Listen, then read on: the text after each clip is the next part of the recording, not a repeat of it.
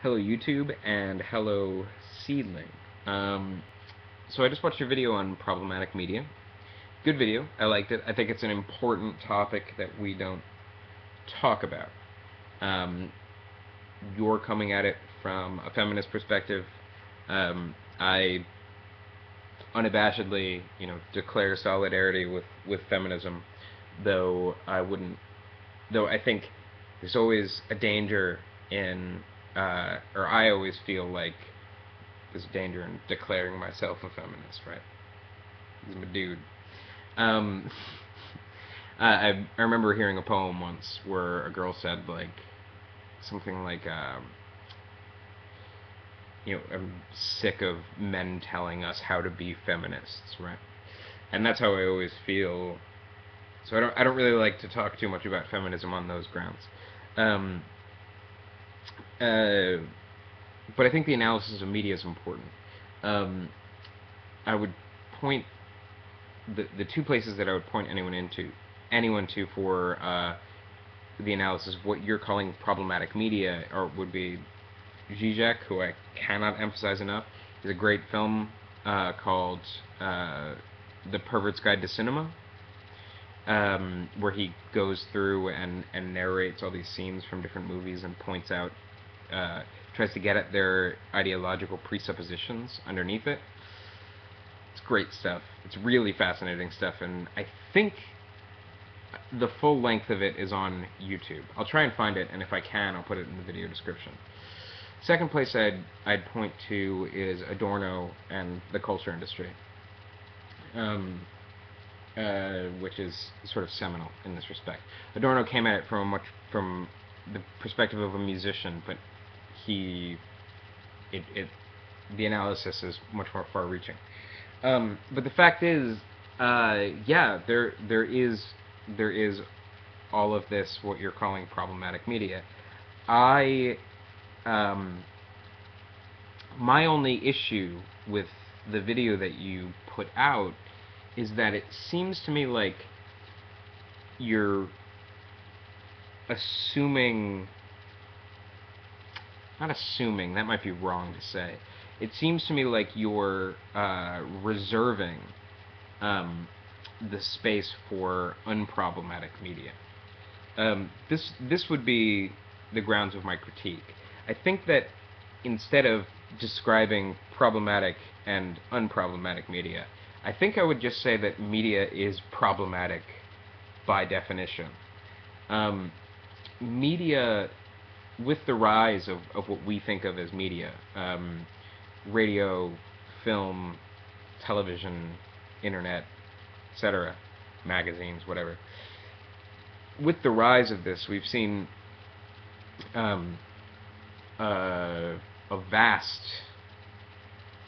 expansion of techniques and technologies of control, um, like patriarchy, right? We've seen these kinds of features of our lives just get ingrained into us, right? The media, in a certain way, has always been a reflection of um, of a kind of domination, of the mind, and not by, I don't mean, I'm not a conspiracy theorist. It's not by any particular person or group of people. It's just the nature of class structures, really. It's the nature of national identity also, particularly in America. I can't speak about the media of other countries because we have in America a very insulated media. Um, but the idea of national identity and constituting that identity is always tied into media without fail. I mean, it's just that in Nazi Germany with the triumph of the will, it's much more obvious. But you know in America, it doesn't mean that the media is not essentially, at a really core level, at a really systemic level.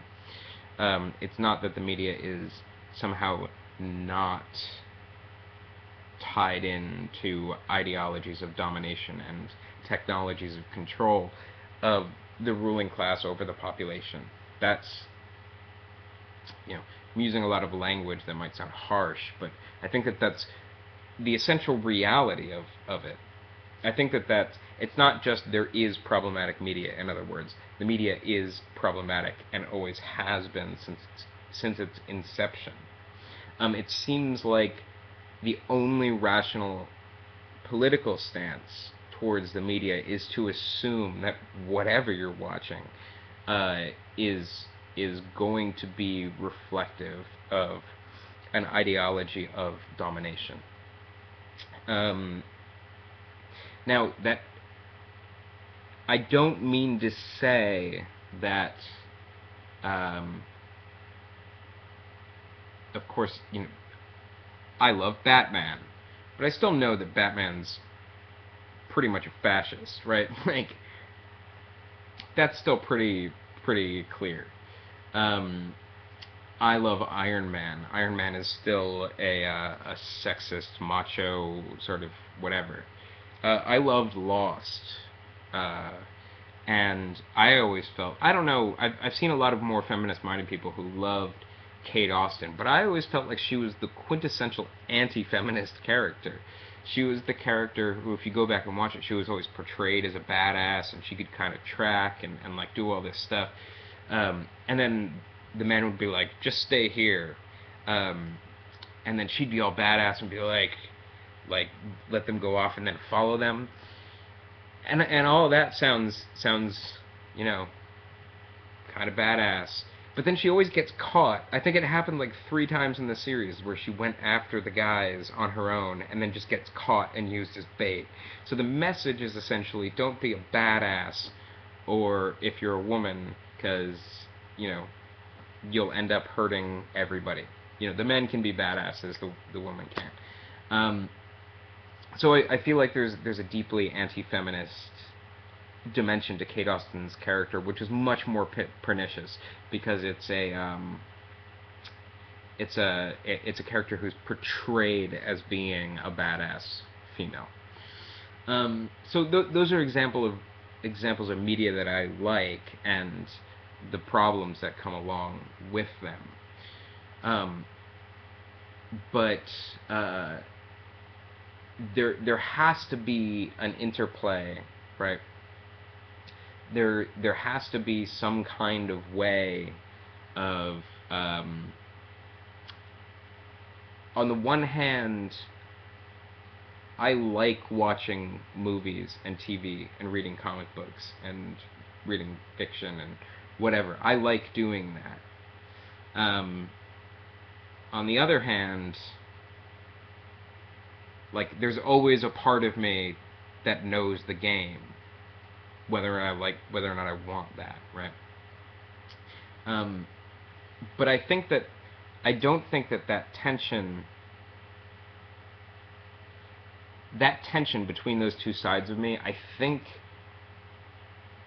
are what ultimately constitutes my experience as a viewer. It's not like it's either or, right? It's not like how do I deal with, I know it's problematic, but how do I deal with that? How do I parse out these threads of various things, while still, can I still enjoy myself while watching this? It seems to me that on the one hand, the recognition of the problematic elements on the one hand, and on the other hand, the enjoyment of those problematic elements, not just the show, but even the enjoyment of the problematic elements themselves. I can think of plenty of examples.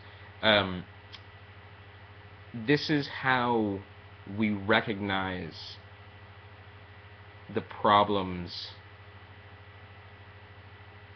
of the problems within, if you like.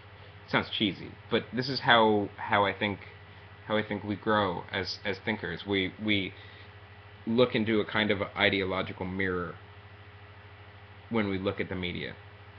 Um, and we can, and it seems like it, I always feel like the person who just outwardly criticizes it is full of shit.